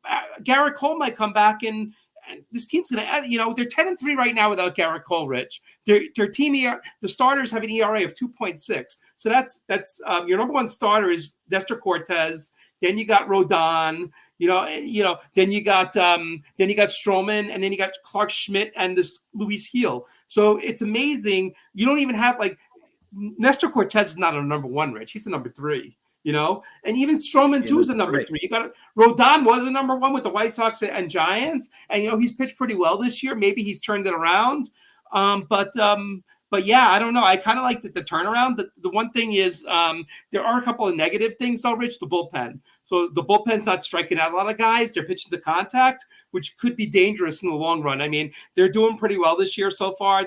Yankees only lost 3 games. 2 games they were shut out. And then the game on Wednesday where the Marlins beat them, Stroman gave up 4 runs and stuff. So it's not like the bullpen's blown the saves to lose a game yet. But if you're a bullpen that's pitching to contact, sooner or later you're going to give up the home runs and stuff like that. So I think that's an issue. And losing Jonathan Loaizaga going on this 60-day, but he's out for the year now. Might need Tommy John surgery. And I want, what, Rich? After this, I want to bring up the Tommy John thing because there was something that really that threw me for a loop there on the Tommy John. But yeah, Anthony Rizzo too, Rich. That's another problem too. I think Anthony Rizzo is too slow for the game now. He's up there in age. I don't think he's the first baseman. So that might be a little rough too. I mean, I don't know. You're gonna have maybe I don't know if any of these Verdugo can play first base or somebody can play first base. But how about Aaron Judge? Yeah, Judge can play first base. He's tall enough to do it, right? Why not? Why don't you give instead of putting him out there in the outfield where he could misstep? I mean, listen, I understand he's an amazing athlete. But you got Jason basketball Dominguez. player. Fine. Yeah, you got Jason Dominguez coming back, so you got to have to put Dominguez out there somewhere, right? You're not going to bench Soto, you're not going to bench Judge, and you're not going to bench Verdugo. So you got to have Dominguez play somewhere. Maybe Dominguez plays first base or Judge plays first base. You don't know. You're right. That's a good point, man. What happens when Dominguez comes back? Yeah, you can tell Verdugo is a 4th outfielder. Right. And then what you do? No. It's a good situation to be in, Rich. It's a lot of talent and stuff. You got Spencer Jones too on the farm in Scranton. He played with the Renegades last year. He's the same size as Judge. He could play first base, but it's a good position to be in. And you know what? There's always injuries, Rich. So that's what I'm saying. Like what happens? Like how old is Aaron Judge? Judge is like 31, 32. All right, 31, 32. But you're right though, Rich. But you're right though. If Judge gets hurt, it's a whole different landscape as it was last year, but you have the guys that can fill in for Judge right now. It is nice. Listen, I'm not saying it's not nice to have him, but I think that the Yankees right now, okay, if they're Aaron Judge for some reason, all right, listen, guys, Aaron's going to be out for he's going to be out for the foreseeable future. He might be out for 6 months. Everybody's like, oh my God. It's like, oh wow. It's like, but I think it's going to be one of those moments where I'm like, all right, guys, we'll be all right. We'll be fine. We don't, it's not that we don't need him. It's like let's get where I think other teams, like when they lose that player, like, oh my God, we're gonna fall. I think the Yankees gonna be like, all right, Aaron, we'll pick up the slack, buddy. Don't worry about it. And that was last year's Yankees. The Yankees. Juan Soto will come in, say something in Spanish, make everybody laugh, and then let's go back to playing baseball. His English is pretty good, dude. I want Juan Soto on the Mets so bad. I love that guy, dude. I really do. I don't think I think he's a different guy than Aaron Judge. That's why I'm saying I think there's 2 different personalities. And I think that Juan Soto is more suited for a team where you got a bunch of guys that are personalities. Whereas I think Aaron Judge might be an awkward guy. You know what I mean? Or, he might be that guy like, oh, maybe I don't want to be that, hang with that guy. He barks too much. Or that guy's a weirdo. You know what I mean? Like, or, he's like, honey, don't hang out with those guys. That one guy was barking the other day. What are you hanging out with them? It's like, I don't think Aaron Judge is like a guy's guy like that. You know what I mean? I think that might, but whereas Juan Soto probably came in wearing a fucking, with a mariachi band, like, and they welcomed him with open arms, whereas Judge is like, I'm going home. Now, the one thing I'm waiting for, though, Rich, and, baseball's ups and downs. Nobody can be consistent the whole season. I'm waiting for the first Juan Soto slump and have the fans take that and stuff like that. So that will definitely, because, when Judge went into his free agent year, there was some booing in the playoffs that year, right? So, I mean, and we actually spoke about that, Rich, because we were doing the podcast back then, and we were thinking like, wow, the fans better not boo him because he might sway and go to the West Coast and stuff. 100. I was just going to say that. Not only will he go to the West Coast, he will get on a subway and go on the 7 train and go to Queens just to give a big FU. Because if you start booing Aaron Judge, he's going to take that personally. You know what I mean? Again, I'm sorry to go back to the whole personality of what I think Aaron Judge is. You boo Juan Soto. Juan Soto is going to be like, I played with the Nationals. I played with the Padres. I batted over 300 like 4 or 5 times. I'm like, oh, boo me, guys. Yeah, I'll see you next year. Yeah, in another uniform. That's all he's going to do. That's just going to be detrimental for the Yankees. So if they start booing him, that would just be silly because he's. But I don't think it's going to happen. I think the personality. I don't think you can boo that personality, Rich. You could boo Stanton, but I don't think you can boo Juan Soto. No, you can't boo Juan Soto. As well, you shouldn't be able to. You shouldn't be able to. You should be able to take it. And like I said, like, go ahead, boo me instead of, oh my God, they're booing me. It's just like, who cares? It's like, oh, I know why you're booing me. You're gonna love me next week when I hit a 3-run home run to win the game. But I think that's what, and I think he's more Yankee-like than Aaron Judge is. There's something else that Juan Soto brought to the team, and it filtered down because Juan Soto, he likes to take pitches. So when Juan Soto was in Washington, coming up as a 16-year-old, 17-year-old, he was striking out a lot. And one of the coaches said to him, you got to learn how to take pitches. And he's been doing it ever since. So look at all the walks he's taken. Now, if you look at the Yankees strikeout percentage last year to this year, it's down massively because the guys are taking pitches. The guys are making pitchers work. So many 3-2 counts already. I think there's been 92 3-2 counts in the first 13 games. So the guys are taking pitches. The strikeouts are down. And look what Anthony Volpe is doing. Anthony Volpe was a strikeout machine last year. This year he's making contact. And not only that, guy's batting 372, Rich. You know what, though? I like him. I like Anthony Volpe. He's a quiet kid. If he continues to play the way he's playing, he is going to be going into a situation where he is going to have to put on his big boy pants.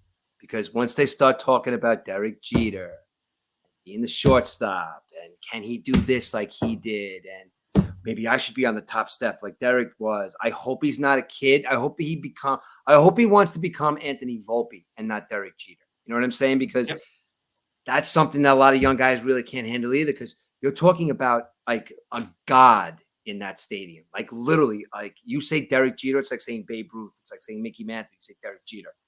And I hope that kid can handle that because he is a very good baseball player.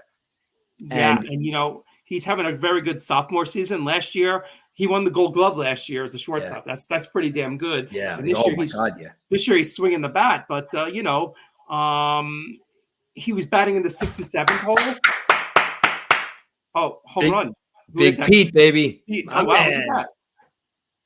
Sorry to interrupt that, but Big Pete with a 2-run blast. I'm sorry. I was looking at the Red Sox game over my shoulder. Mike Trout's playing in Boston. Getting back to what I was saying about Volpe, he was batting 6th and 7th, and he was doing pretty good. And all of a sudden, they put him at first. It's like, I was going to ask you about that. Why is Aaron Boone tinkering the lineup, Rich? And not only that, Oswaldo Cabrera has a great the road trip. They went 6-1 on the road trip, and he hasn't played the last 3 games. It's like, what's going on with that too? They got this guy John Birdie from the Marlins. Maybe they wanted him to play against the Marlins because that was the team he played for. But you had Cabrera who was tearing it up, and all of a sudden he's on the bench. I really don't get Boone's rationale about that, and I don't get the rationale about moving Volpe because if it's not broke, why fix? Yeah. Yeah, I think so. And somebody they were talking about this the other day too. Do you think that he is the prototypical leadoff hitter? It's hard to say. But where he was sitting in the lineup at the beginning of the season, he had Gleyber Torres up first. Gleyber Torres is struggling. Gleyber Torres is going to come around. It's a free agent year for him, so he's going to come around. But I don't want DJ LeMahieu leading on, and I don't even think there's going to be room for DJ LeMahieu when he comes back. So what I'm saying though is I think going over it in my head and thinking about it, I think the Yankees made the good switch. I think Gleyber is better further down the lineup, and I think Anthony Volpe was put into a position. What somebody said on the radio the other day, that this is going to be where you're going to be. So let's get used to it. So we're playing well right now. Get used to your leadoff spot. So I think somebody said to him, "You're going to be the leadoff hitter of this baseball team. Well, get used to it." The good thing I don't know.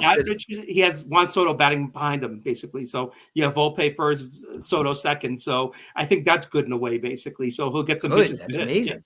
Yep. Yeah. He's fast. He steals bases too. I mean, again, just those two things. Like, I think maybe they did bring up Derek Jeter or something. It's like, listen, you're one day going to be the leader of this baseball team.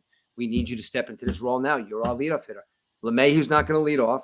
Like, who's leading off now for them? Who was? Gleyber was, right? Gleyber. Yep. Yeah, it's like Gleyber's up and down. He has an attitude. He goes 0 for 4. It's like, you're a young kid. It's like, let's take that role right now. Let's be the guy. Let's lead off and play shortstop for us. Wear that Yankee uniform proud. I don't know. You got two young guys on that team. Cabrera's another guy too, man. Cabrera admittingly said that they asked him why he was seeing the ball better or hitting so well this year. And he just outright said, he goes, when Juan Soto came to this baseball team, he goes, I just sat there and watched him swing the bat for hours and hours. And he goes, I watched video and I asked him questions. And he goes, just watching him and bringing his aura to the baseball team, he's like, this is why I'm hitting better, because I became, I see what he does and the work he puts in and the way he goes in situations. And Volpe said the same thing. He's like, you have no idea the kind of work that Juan Soto puts into his craft. Well, it better be. They gave up a lot of pitching to get him, but yeah, no, it's wearing off on the other players. Definitely, the Juan Soto aura and stuff. The way he plays the game, and a lot of the players are taking notes. The Yankees are a fairly young team. They got a lot of these young players and stuff like that. But yeah, it's like DJ LeMahieu. I don't know where he fits in on this team right now. We know where Garrett Cole fits in when he comes back, and he's been throwing lately, and that's pretty good to hear. But Rich, Garrett Cole was mouthing off. Yeah, you know what this Yankee team's gonna do to Garrett Cole when he comes back into that locker room? They're gonna shove him in the locker. They're gonna close the door. Just come out in 5 days when you're ready to pitch, guy, and just gonna leave him in the locker. He's gonna be like, guys. Can you let me out of the locker, guys? It's like, no, you're coming out in 5 days when you got to pitch. So yeah, he was questioning MLB and the union about the arm injuries, and a lot of the arm injuries, a lot of the media is blaming on the pitch clock, and I don't think it's the pitch clock, Rich. These kids, I went to a college game last year. They had this college, one of these college tournaments over at the at Dutchess Stadium. And there was a pitcher, he threw 135 pitches. So, these kids are throwing a lot in their younger age. They're playing a lot of games. They're playing travel ball. They're playing summer ball. They're pitching in high school. I don't know if there's any pitch regulations in high school, but college, apparently, they're letting them go. So I think with all these pitchers are throwing, it takes a lot of toll on them. And then when they make the major leagues, Rich, I want to hear your opinion on this. When they make their major leagues, they're told to throw hard for 5 innings, 100 pitches, and come out of the game. Whereas when we were growing up, pitchers were artists. Pitchers knew how to pitch. They would mix up pitches. They had an arsenal of 5 pitches, 4 pitches at least, not only fastballs. I think that's the problem with the arm injuries. I don't think it's the pitch clock. No, Eric, it's not the pitch clock, dude. And I hate to say it because you know how I feel about Garrett Cole. I don't like him, but Garrett Cole he's the way a pitcher should pitch in baseball today. Like, he is a guy like that. He is a guy that's not going to come in and throw the ball as hard as he can for 5 innings and then leave, because he's a crafty pitcher. There's not too many pitchers that are like him in baseball right now. I'm trying to think about the top of my head, but you're right. I do, however, think they have to stop blaming that on why all the injuries are happening today, like Spencer Strider and like all these guys. And some of these guys, you hear that it's their second Tommy John surgery, and it wasn't even in the major leagues. You hit the nail on the head. These kids are pitching way too much as young kids, way too much. From the talk from the high school coach to the travel coach, and we need to be on the same page. And I don't want little Johnny throwing more than this. Or I don't want, hey, don't worry about it, coach. You know, little Johnny's at a tournament in New Jersey, pitched through 200 pitches in 4 days. And then he goes back to his high school, and his high school pitch coach is like, did you pitch over the weekend? He's like, nah, coach, I'm fine. That is the problem with the pitchers today in baseball, because they throw too much as kids. And I don't know if somebody wants to debate me on that. I've seen it. You know, there's a reason why there's pitch limits. And you carry those pitch limits onto a place where there is no pitch limits. Okay. So when that happens, yeah, you could be that coach that throws that kid 160 pitches. Yeah, he's fine. But no, he's not fine. Like, you know, because he's hurting. So you're going to throw a 15-year-old kid 135. And I've seen it, Eric, I've seen it. You're going to throw a 16-year-old kid 135 pitches in a game just to win a tournament in Newburgh? Or, you know, so that, and the kids don't say anything either, because the kids want to play, you know. So it's got to be up to the kids too. Maybe the parents got to be more proactive. But if you ask little Johnny if he pitched Saturday, and he pitched awesome, but he threw 140 pitches, and he's got to go against you know, some team in New Jersey that beats them all the time, but he's their only luck, you know, it's like he's going to pitch. Yeah, you know, and because, you know, it's for the moment. It's as big as the moment. And with the moment when you're young, it's a big moment, yes, but it's detrimental to some of these kids' health, like when it comes to pitching, because you're having Tommy John surgery at 16 years old, and then I mean, come on. So that is what is wrong with the pitchers in baseball today. It has nothing to do with the pitch clock. I mean, don't forget, Tommy John surgery. It was in the 70s, 80s. It was invented, Tommy John surgery, with Tommy John, of course. So I mean, you see too many injuries now. It's because who can go more than 5 innings anymore, Rich? Usually pitchers they're going 4 2/3 innings. They're not even going 5 anymore. I mean, this guy on the Astros, Ronel Blanco, threw the no-hitter, the 9-inning no-hitter the other day. And then he came out and he threw another couple innings of no-hit ball too. It's like, that was refreshing to see that somebody could do that. I mean, he's been around the major leagues a while too. It's just crazy that anybody would say the pitch clock would have a detriment on these injuries to the arm and stuff like that. Well, what's their logic behind it when they say that it's the pitch clock? Just because they have to pitch within 20 seconds, but you didn't see pitchers waiting for a minute to throw a pitch, right? Pitchers are pretty consistent. You had guys that would just get the ball back in their glove and throw the ball right away. You know, and then you have guys that walk around the mound. You have that too. So you had a little bit of both, but pitchers are getting hurt no matter what, you know? Yeah. And I definitely think, and like you said, Garrett Cole, he likes to mix it up, and he still gets hurt. So, yeah, he still gets hurt. So, I mean, it is happening an awful lot in the major leagues, especially to the pitchers, an awful lot. And you know, and I think that, you know what, maybe Cashman was onto something when I say that maybe in a couple of years from now, pitchers aren't going to be that hot of a commodity anymore, because maybe these pitchers are going to be getting a lot of money, but maybe they're not signing the 10-year deals. Maybe they're only signing 3-year deals, because you don't know. So for the Yankees to get rid of some pitchers who, you don't know if they're even going to be good yet, or maybe they will. But, you know, when you look at it, it's kind of like the running back in the NFL. They have their prime for 3 years, and then they either get Tommy John surgery and they miss a year, then they're not back. So they're back, and now they have 7 years. So maybe longevity-wise, maybe GMs are looking at differently now. Maybe like, yeah, we need pitching, but we also need a big bat that's going to do it now. And pitchers are getting hurt all the time. Strider.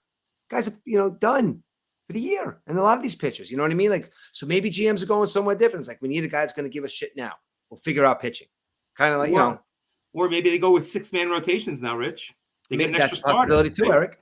Yeah. That's a good possibility. Instead of a guy pitching 33 games a year, he pitches, 30 games a year, or 37 games or 27 games a year, because they have that extra starter now. But, and, you know, they experiment with the opener. I mean, the Yankees got rained out tonight, so they have to make plans for tomorrow. So they were going to go the opener, but they called someone up from the minors who started for the Marlins a couple of years ago, and he had an injury. So, you know, it's just a different dynamic now. We never saw baseball teams going to doubleheaders, having to call up pitchers and stuff like that, you know.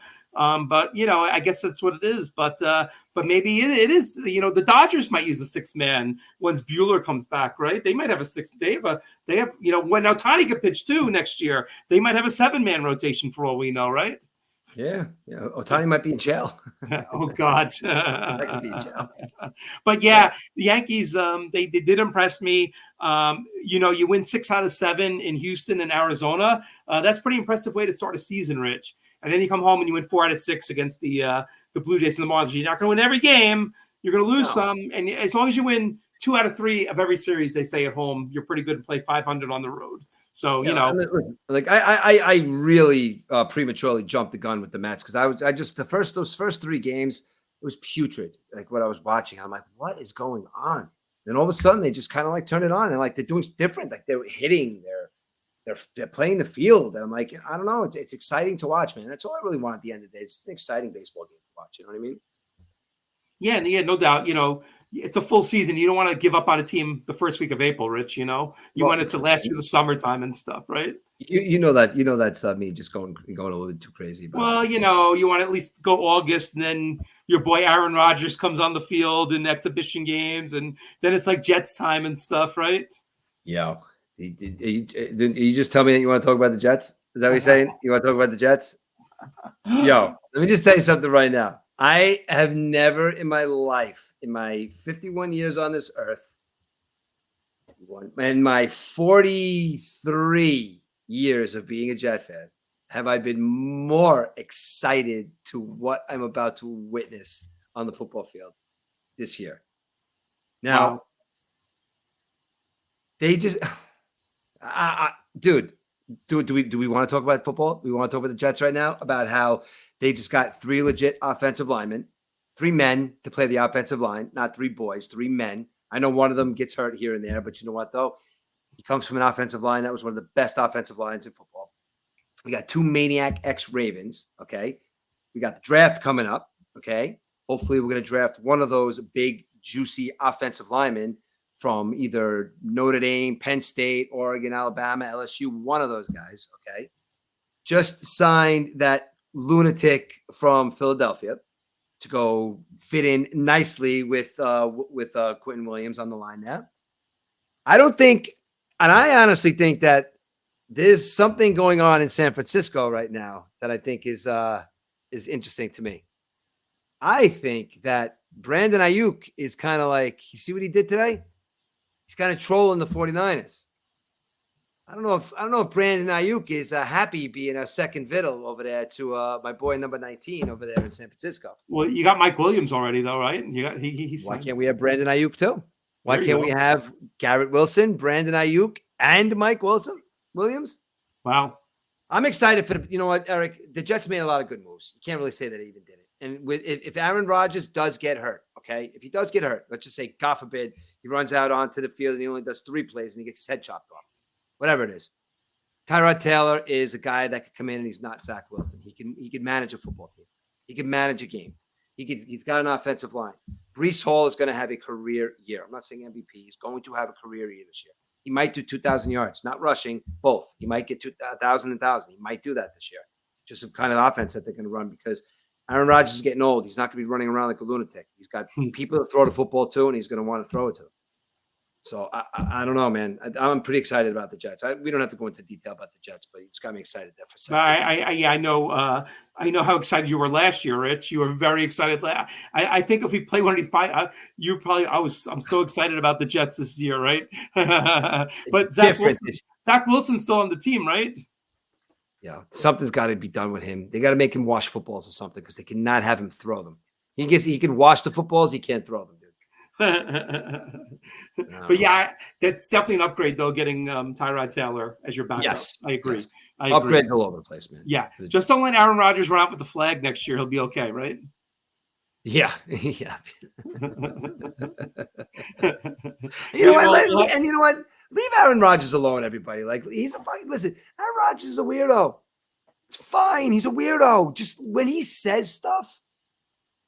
That's who he is, man. Like, you ask him a question, he's going to give you a real answer to a point where he's going to tell you exactly what he's thinking at that moment. So he might be high. You might have just smoked a big fat joint or something. Or he might be tripping or something. When you ask him crazy questions, you're going to get crazy answers. When he goes out there on the football field, he's going to play football. And if anybody thinks they're going to get under his skin by calling him names or saying he's weird or saying he's this, he's an I don't give a shit what I say guy. So you're not going to break his kind of, I don't know, man. He almost went in to be the vice president for RFK there. And, he was talking about Trump the other day, and he has all these like conspiracy theories. And you know what, though? At the end of the day, he's a really good football player, and it's not going to keep him out of the Hall of Fame. And he's just a weirdo. You know what I mean? Stop it, though. I'm not going to have a weirdo as my quarterback. It's better that we have a weirdo as the quarterback because we had a pussy for our quarterback for the last 2 years. Yeah,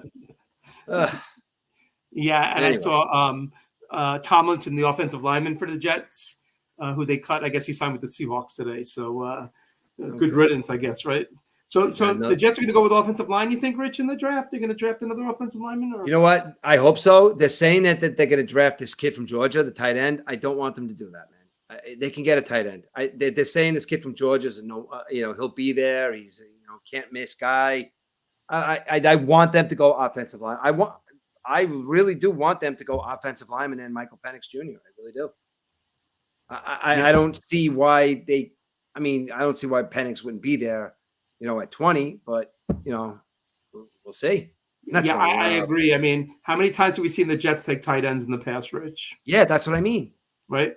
Johnny Lamb Jones, even all the way back in the day, he's supposed to be one of the greatest guys. Yeah. And not only that, Penn State tight ends they would draft all the time. Penn State and running backs. Penn State and tight end and Penn State running backs. They love Penn State offensive. Yeah. Don't do the tight end thing. I mean, if you need a tight end that bad, get an offensive lineman. Put what's that guy's name? Troy Johnson, whatever that big lunatic we got from Dallas offense. Yeah. Put a young kid next to him and sandwich him between two offensive linemen that have been in the league for the last, they got 20 years experience between them. Put this guy alt between them for a couple of years. Just protect the quarterback. Give him that extra second he needs to find Garrett Wilson downfield. Give him that extra second he needs to dump it out to Breece Hall because he's going to get it done. You just can't let him get hit. You can't because he's old, man. He's old. He's not as escape. He's not the escape plans that he used to. Well, hopefully MURF has a good 2024 with his sports teams because Rich, your teams have been not the Celtics though. The Celtics have been giving you some pleasure, right? Celtics have been giving me pleasure. And I'm just going to say one thing about the Celtics. Now I'm going to be admitting that basketball is my third favorite sport. I love the Celtics. I would take a Jets Super Bowl or a Mets World Series over a Celtics championship. Just that's how everything lies. But as a Celtics fan, if they don't win the championship this year, it's all for nothing. They break up the team completely because this team has to win the championship this year because they lost to Golden State. They're almost there. They got knocked out last year. So now with Porzingis playing the way he is, and they got their role players. Tatum is showing up in the fourth quarter. Jaylen Brown's playing out of his mind. Excuse me. There's no way the Boston Celtics should not win the championship this year. Tell me a team right now that could hang with them. Yeah, Bucks can't hang with them. What they have 18 losses. They're like in a league by themselves right now. Playoffs are a different animal, though, Rich. The Knicks have come along. I mean, Knicks. You see what happened with the Knicks game last night, though? I don't know what happened in the Knicks game last night because they were getting their asses kicked by the Knicks in halftime. They lost by 10. Yep. So were the Celtics I'm not saying kick it back, but I'm saying playing other people in different positions. I don't know what they were doing, but then finally wait a second, we got to start catching up a little bit, and because for the last month watching the Celtics, they were a well-oiled machine, dude. They did nothing wrong on the basketball court. Defense. Porzingis is averaging over 20 points a game. Porzingis, the Knicks hated him. They hated Phil Jackson for drafting him number 1 that year. Now he's on the Celtics and he's averaging 20 points and 8 rebounds a game. I don't know, man. They have to win the championship. It's bad luck if they don't. I don't know if there's a team that matches up well with them, except maybe, I don't know, if you go into a championship with Denver or Dallas, because those two white boys over there in Dallas and Denver are the two best players in the world, man, and nobody can handle them right now. So, You know, I don't want to get. I don't care what seed Dallas goes into as a seed. You do not want to play that team in the playoffs, dude, because you see what Luka does when he gets mad. He just like, oh, I can't shoot, bang, 3-point. Oh, I can't. I'm gonna drive the ball on you. Oh, you want me to play defense? I'm gonna steal the ball from you. So he's a guy that could definitely win a championship all by himself. So as far as team wise, though, no, I don't think anybody. The Celtics have to win the championship this year. So it's championship or bust. Yeah, and we were talking other NBA, Rich. 22 years ago, AI was first invented, not artificial intelligence, but Allen Iverson, 4 NBA scoring titles, and then he got a statue amongst the other greats of the Sixers, amongst Julius Erving, Wilt Chamberlain, Charles Barkley, Maurice Cheeks, Allen Iverson. Well deserved for him, right? After all this time. 100%, dude. I love Allen Iverson. Love him. Love him. Hey, I thought you were going to tell me how small the trophy was, but yeah, well, the trophy's like it's miniature. And you know what? I watched that video too, and I love AI. I mean, I got Jordan on my wall, I got Garnett, and number 3 for me is Allen Iverson. Those are my 3 favorite basketball players of all time. And the thing that struck me about Allen Iverson receiving that award, Allen Iverson as the guy with all the chains, and fighting on the court, and playing every single minute as hard can be.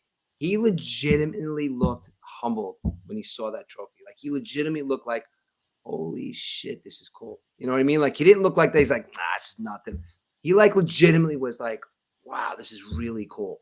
And I think he doesn't get enough credit, man. Maybe he does and he doesn't because he just had that kind of like that up and down life. Like, I mean, what's his name pretty much drafted him out of jail, you know what I mean? From Georgetown, he had a rough upbringing and stuff like that. You know that he played football with Michael Vick, right? You know that him and Michael Vick played football together? Who, Iverson?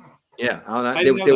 They're from the same. I think they're from the same town, or they're from rival towns. And Iverson was a ridiculous football player as well, like ridiculous. Wow. Watching old video of Michael Vick and Allen Iverson in football is literally watching Tecmo Bowl when they played when they were in undersized guard, probably one of the best NBA players ever. So you could, but he doesn't get the respect that the greats get. Rich, is it because of the way he dressed, his tattoos, the hair? Is it something that he used to dress? That's why the NBA has a dress code now because of him, basically. Because of him, yeah. I mean, is it that? I don't know. Yep. But like and I remember even guys like Kobe Bryant, guys say that about him. But like once he got on the court, say what you want about him, but when he was on that basketball court, he was an animal. Like he wasn't 6 feet tall. He was 6'8", like 275. And do not try to stop him when he's coming down that lane, because he'll switch it up on you. He'll shoulder you. I mean, the guy just did so much stuff. And like I said, he may have felt, they said that he ran through like $200 million in 10 years or something, but he's getting his recognition now. And I think it's rightfully so, because he's a guy that if you get a chance, I know I told you about it, but I saw like on TikTok or Instagram or something, they just put out a letter that Allen Iverson wrote to Kobe Bryant expressing how he felt when he died, and I guess they had some kind of like thing, that Kobe Bryant always respected, Allen Iverson, like he just said, he just give him headaches, and he also said too, that every time the Sixers played the Lakers, there was no zone defense. It's like Kobe was on AI no matter what. He goes, he's like, I go out there, play, I score. I average 33. You go out there and you average 36. I go out there and I score this in a game. You go out there and you go score 2 more. He goes, I score 46. You got to score 48. It's like, you always pushed me to be the best player that I could be. Well, remember, he scored 48 in that playoff game, the first game against the Lakers, right? Game 1 of the NBA championship. But then the Lakers came back and won the next 4 games. But yeah, Kobe scored 48 that next night. That's the story. Kobe scored 48 the next night. Oh, he scored. Oh, yeah, I didn't realize. I forgot that. Yeah. He goes, I scored 46. You go out and score 48. That's what you were just saying. Yeah. Yeah, it's like this. But he said that in Allen Iverson's kind of statement, what he's saying is like, there's nothing really like that anymore. He's like, we kind of like, we were adversaries, but we made each other better. It's like, I love hearing stuff like that, man. I really do, because he was an amazing basketball player. 160 pounds, scoring 31 points a game. I mean, unheard of, Rich, nowadays. Yeah. Right. Yeah. And they were asking, and what's funny is like, they were asking, because I do a lot of I've seen a lot of documentaries on him. There's one coming out soon that's like a real legit one that he's behind and everything. I'd like to see, but he came out today and they were asking him about load management with the basketball players. I don't know if you saw that. And he said load management is the key. He said you had to drag me off that basketball court when there was games. And then they asked him something about it's like, oh, but how do you feel about practice? He's like, come on, man, you all know how I feel about practice. But I think I said the story to you once before, right? About because you brought it up about when he was like practice. You guys asked me about practice. He goes, that story behind that whole interchange with the media person. His, what do you call it? That he wasn't at practice that day before because his best friend was killed in a drive-by shooting, was shot. He was in a hospital all night with his buddy. Now you could say it was like a kind of a thug thing or whatever. He was shot in a drive-by shooting, but that's why he said that. Because they was like, how come you weren't at practice? And he's like, he had just came from the hospital watching his best friend die. And he's like, practice? You're asking me about practice? So that was so misconstrued. And he never felt that he had to say that to anybody because like, fuck these people, man. They think that I'm being lazy. He's like, watch me on the court. It's like, so that's kind of like, I think he carried that a lot too, because he does bring it up a lot, but I think he carried that because you don't know what I'm doing, man. I wasn't at practice because of that, not because I didn't want to practice. So I like Allen Iverson. Yeah. He in the Hall of Fame, Rich? I don't know if he's in the Hall of Fame or not. I hope he is. He has to be in the Hall of Fame. I think so, right? Yeah, man. I have to think. I don't know much about the Basketball Hall of Fame, but he has to be in the Hall of Fame. Yeah, I went up there once. It's not too far away. It's about 2 hours away from here. I went there, but I don't remember him being in or not. No, Dr. J is. Springfield, Mass. It's in Springfield, Mass. Springfield, Massachusetts. Yeah, right off of. I've been there. I was there about 10 years ago. Yeah, it's in a shopping mall. I remember. It's kind of weird. Not like kind of in a weird area. Not like going into Cooperstown, right, in the village. Or it's like I think it was next to a Subway or something like that, or Jersey Mike's or something. But yeah, NBA season's coming to an end. You'll get to watch your team and my team. Same old Nets. Yeah, but you know what is, if you're a basketball fan, I know you like basketball, but it's coming back a little bit, man. It's like there's a lot of exciting shit. Like you're gonna watch the basketball playoffs, right? Even though the Nets suck. Yeah, I'll watch the playoffs definitely. The basketball players are so much different than the regular season games. It's absolutely. Because guys playing like 30, 40 minutes. Most of the starters, you don't see guys coming off the bench. The bench guys who play 20 minutes a game during the season, they see 2-3 minutes during the playoffs in a game and stuff. So. It's good. You see the real, you see what comes out from the real players and stuff rather than, coming in and out of the game and stuff like that. By the Mets won, Rich. Yeah, I know. They're interviewing the man right there. What was I see Brett Beatty getting interviewed right now. Yeah. Beatty, you suck. You don't even deserve to be on a baseball field. You're not a professional baseball player. Nemo, you suck. That'll be tomorrow when they lose, right? Yeah, I ripped the both of them, and the next day they're playing like superstars. Jeez. This is all I want, Eric. Like I said, you know what it's like to win fucking World Series and seeing your team play well. It's all I want. I want to see my players with smiles on their faces, like they're. I want to be able to go to the stadium and be proud to cheer for them. I don't want to be upset. I don't want to be pissed off. They're going to lose baseball games. It's going to happen. They're not going to win every game, but at least go out there and put a product that your fans are going to be proud of. Yep. Not a product that like they're throwing a bunch of ragtag guys together to do something. Put a product that you're proud of out there. That's all. That's all we're asking for. And at the end of the day, like, me and you could do our podcast, and even off the podcast, we could talk about teams and we could talk about sports. We all know that our teams are not going to win their championships every single year, but we just want you to make it entertaining for us. That's it. It's like, and back to the fact that, booing players, that's why these players shouldn't give a shit, because if you get booed tomorrow, you're going to get cheered.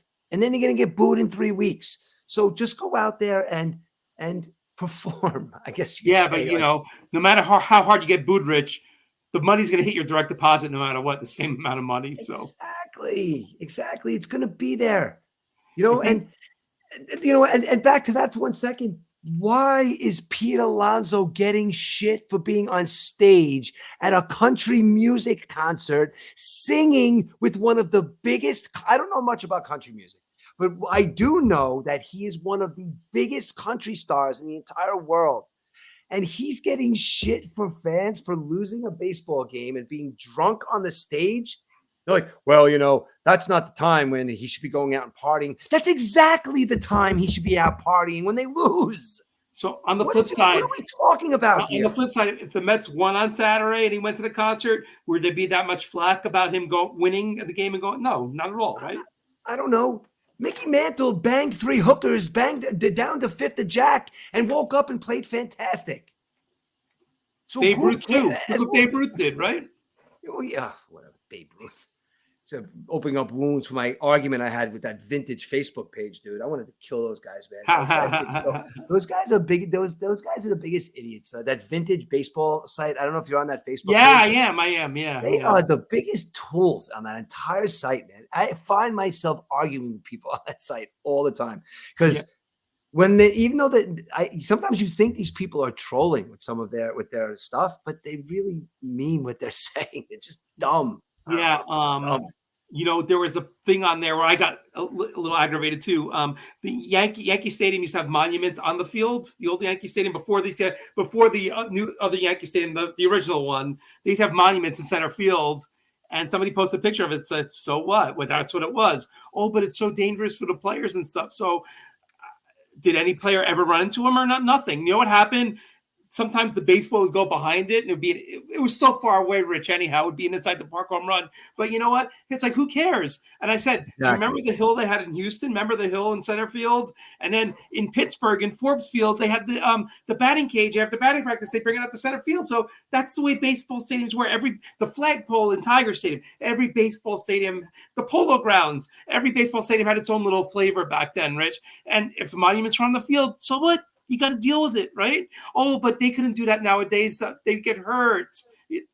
Would be a bunch of pussies. It is. It's absolutely ridiculous. It really is. Reading this stuff on the internet sometimes is, it just baseball fans that just became baseball fans. It seems that have been watching the game for years. I think that's what it's all about. Yeah, and it's just the temperature of the country right now. Everybody just wants to complain about something. Oh my God, seriously. It's the temperature of the country right now. Exactly. Yeah. Oh well, what are you gonna do, right? Yeah. What else? We got anything else you want to go over? Yeah, the Renegades start this week, so they started their season Friday night last week. I watched the game actually. They were playing down south, but they come home on the 16th as their first game opening day. So 16th, okay, because we have a family coming up, and my AJ and his daughter. AJ's I just call him my brother. Let's just call him my brother because he's pretty much my brother. His daughter Hannah, dude, is the biggest Met fan ever, and she's almost 9. Mm-hmm. They go all over the place, dude. Watching he was in Korea. They were in Japan. They were in Japan watching the games in Japan.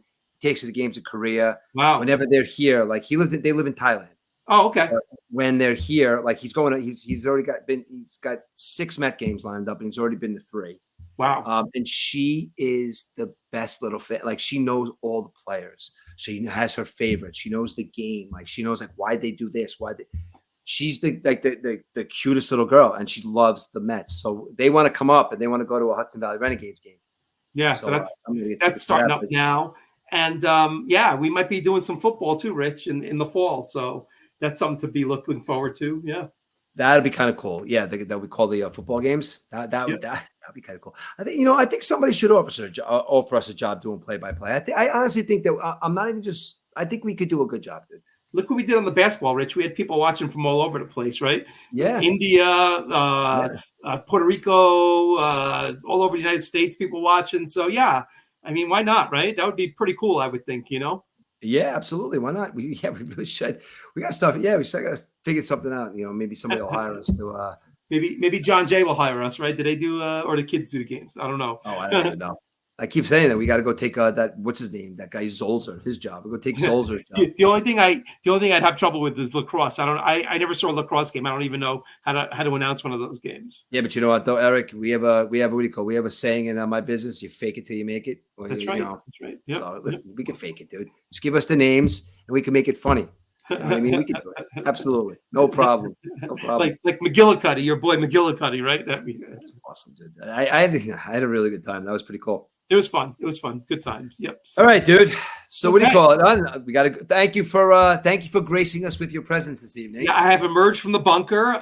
You know, I'm going to go back in the bunker now, and maybe next week I'll be back. We'll see. All right. So like I said, I want to tell you also, like, you know, if you want to listen on the way in, Monday morning, I'm going to be doing something on YouTube Live.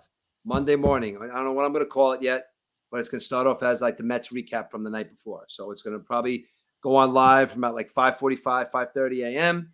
And I'm just going to get on there and I'm just going to talk for my hour ride to work in the morning and see if it catches on. You know, we got to stop spreading the word. So we're getting some fans. I just want to say one more thing. Tuesday would have been my dad's 83rd birthday. He passed away 2 years ago from ALS. And for the past 2 years on his birthday, I donate $100 to the ALS Foundation. Awesome. So anyone out there, ALS, it's one disease that gets overlooked sometimes. Nobody really talks about it. And there's not that much research. But yeah, I just got a follow up from the Veterans Administration. They sent me an email asking me how my mom and I are doing. And, God bless to the veterans out there. The VA really helps the veterans. And I think the United States is the only country where the veterans get assistance from something like the VA. So the VA is really good, and God bless America. So, and happy birthday, heavenly birthday, Dad in heaven. So absolutely. Happy birthday. Yep. All right, dude. Well, again, a great show. And maybe we'll see a little bit more of you when tax season comes to an end. So maybe we'll see a little more. And like I said, pop on me in the morning if you want. I'll figure out a way. We'll make it a phone. We'll patch you in on the phone. You're going to do these 5 o'clock in the morning Mets recap shows. What happens when they play on the West Coast, Rich? Oh no, Aiden's taking notes for me. I already got Aiden on it. Aiden said, you got somebody taking notes on the games. Aiden's got plans for us, man. We're gonna be the next Pat McAfee show. He said Pat McAfee is gonna do everything else. We're gonna get producers. You're gonna be like the guy. I forgot his name, but I'm gonna be Pat McAfee, and you're gonna be like that guy's name. Pat McAfee had one of the best onside kicks in NFL history. I don't know if you've ever seen it, where he kicked the ball and recovered his own onside kick. You could look at the video and stuff, and there's no more onside kicks in football. So it's you have to announce you're going to do an onside kick or something now. I don't know. The rules changed and stuff like that. Yeah. All right, dude. Kickoff rules. Yeah. So we'll talk about that as the football season comes. But anyhow, Rich, thank you so much. Great show. And thank you. Thanks everyone for watching. And I'm going back to my bunker now. All right, dude. I'll talk to you. All right. We'll get another show in soon. And this is the MURF and EDUBBS show signing off. And we are Keep Talking 365 at YouTube. Thanks a lot, guys. Take care, Rich. Have a good one, buddy. All right. Later, dude. Take care.